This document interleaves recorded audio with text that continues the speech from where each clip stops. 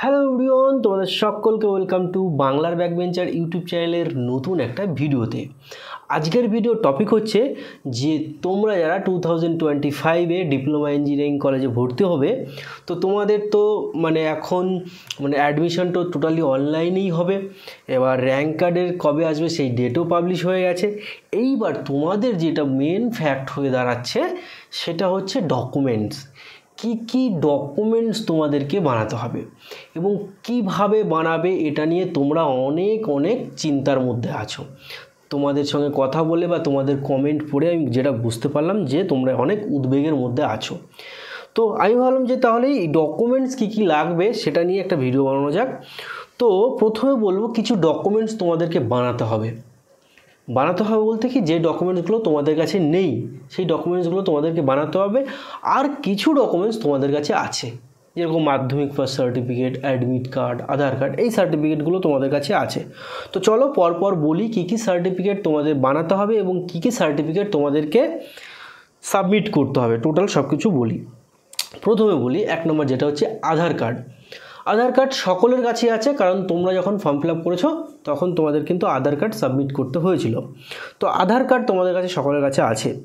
Rank card, তোমাদের এই যে আমি এটা বলছি অ্যাডমিশনের জন্য র্যাঙ্ক কার্ড বলতে কি, তোমরা যে ফর্ম ফিল আপ করেছো 16 তারিখে তোমাদের কিন্তু একটা র্যাঙ্ক প্রকাশিত হবে, যে তোমার তোমার রেজাল্ট অনুযায়ী তুমি কত র্যাঙ্ক করেছো, সেই র্যাঙ্ক কার্ড তোমাদের লাগবে অ্যাডমিশনের সময়।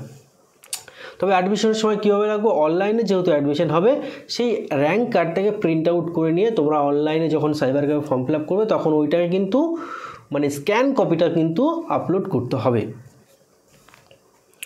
তো এর আগে কিন্তু অনেক প্রসেস আছে, যেরকম চয়েস ফিলিং আছে। চয়েস ফিলিংটা অনেক ভাইটাল একটা জিনিস, সেটার জন্য অনেক ভিডিও আসবে।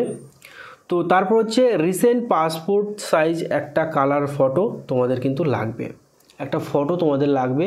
সেই ফটোটা কিন্তু খুব ইম্পর্ট্যান্ট, একদম তুমি পুরনো ফটো, অনেক পুরনো সেরকম ফটো দেবে না, নতুন ফটো দেবে, তাহলে অনেক সুবিধা হবে।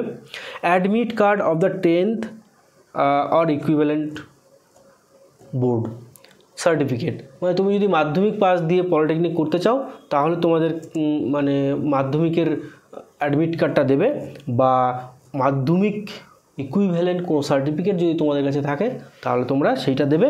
আর না হলে যদি ভোকেশনাল থেকে হও তো ভোকেশনালের এইচএসের তোমাদের অ্যাডমিট কার্ড দিতে হবে, ঠিক আছে। তারপর হচ্ছে স্কুল লিভিং সার্টিফিকেট। দেখো, স্কুল লিভিং সার্টিফিকেটটা তোমাদের কিন্তু লাগবে, স্কুল লিভিং সার্টিফিকেটটা খুব ইম্পর্ট্যান্ট, এটা লাগবে। এবার ব্যাপারটা হচ্ছে তোমরা কিন্তু যে ডোমিসাইল সার্টিফিকেটটা হয় না, এবার স্কুল লিভিং সার্টিফিকেটটা কিন্তু সকলকে তুলে রাখতে হবে, এই কলেজে ভর্তি হওয়ার জন্য সেটা নয়, ইন ফিউচারেও কিন্তু তোমাদের কিন্তু এই স্কুল লিভিং সার্টিফিকেটটা কিন্তু তোমার লাগবে, ঠিক আছে। তাই স্কুল লিভিং সার্টিফিকেটটা অবশ্যই তুলে রাখবে। আর আরেকটা যেটা লাগবে সেটা হচ্ছে তুমি যদি কোনো কাস্টের হয়ে থাকো, যেমন ধরো এসসি, এসটি, ওবিসি, যে কোনোই কাস্টের হতে থাকো না, সেই কাস্টের সার্টিফিকেটটা লাগবে। এবার ব্যাপারটা হচ্ছে আর একটা জিনিস যেটা তোমাদের বানাতে হবে সেটা হচ্ছে ডোমিসাইল সার্টিফিকেট। ডোমিসাইল সার্টিফিকেট নিয়ে তোমরা অনেক চাপে আছো। তো ডোমিসাইল সার্টিফিকেটটা আমি তোমাদেরকে টেলিগ্রাম গ্রুপে তোমরা জয়েন হও, টেলিগ্রাম গ্রুপে আমি পিডিএফ দিয়ে দিয়েছি, বা কমেন্ট বক্সের আমিও তোমাকে একটা লিঙ্ক করে দেবো, যে টেলিগ্রাম ডোমিসাইল সার্টিফিকেটের যে প্রোফর্মা এ প্রোফর্মা বি সেইটাও আমি দিয়ে দেবো। এবার ব্যাপারটা হচ্ছে তোমরা অনেকে বুঝতে পারছো না যে কোনটা করলে ভালো হবে। ডোমিসাইল সার্টিফিকেট নিয়ে অনেক কনফিউশনে আছো, বা কিভাবে চয়েস ফিলিং করবে, কোন কলেজটা নিয়ে পড়বে, কি করবে বুঝতেই পারছো না তোমরা। অনেক স্টুডেন্ট আছে আমার কাছে, অলরেডি 30 জনের কাছাকাছি স্টুডেন্ট তারা মেম্বারশিপ নিয়েছে। তাদের সঙ্গে কথা বললে বুঝতে পারছি তাদের মধ্যে কতটা আতঙ্ক আছে, কতটা ভয় আছে। তারা ভয় থাকাটা স্বাভাবিক, দেখো ভয় আমিও পেয়েছি। 2016 সালে আমি যখন পলিটেকনিক কলেজে ভর্তি হতে গেছিলাম তখনও আমারও ভয় হচ্ছিল, ঠিক আছে। তো ভয়টা স্বাভাবিক, তবে কি ভয়ের ঠেলায় তোমরা যেন কোনো ভুল না করে বসো, এটাই হচ্ছে মেন সমস্যা।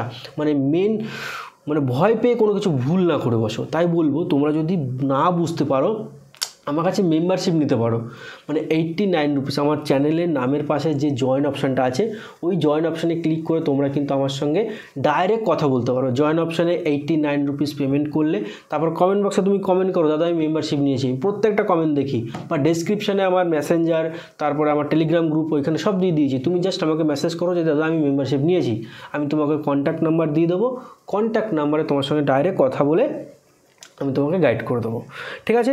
তো ডোমিসাইল সার্টিফিকেটের ব্যাপারটা বললাম।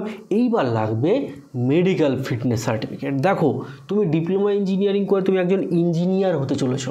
কী হতে চলেছো? ইঞ্জিনিয়ার।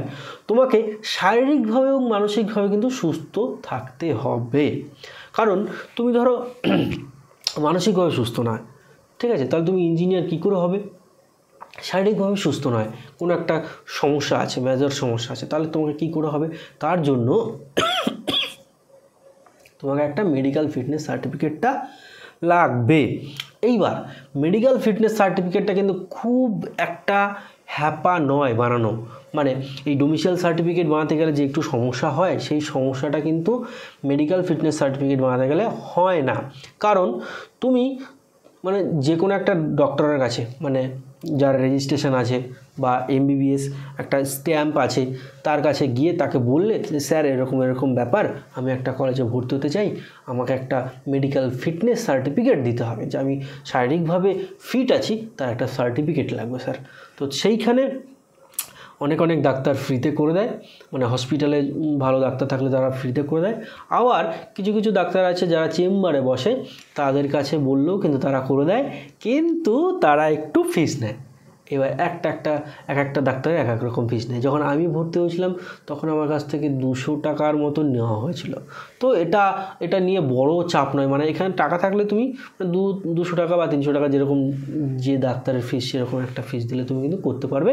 তো একটু নিজে ডিল করলেই হয়ে যাবে। মানে এখানে অনেক সার্টিফিকেট জমা দিতে হবে, এই ওই এর সাইন লাগবে, ওর সাইন লাগবে, সেরকম কিন্তু কোনো হ্যাপা নেই। তো মেডিকেল সার্টিফিকেট নিয়ে কিন্তু কোনো চাপ নেবে না।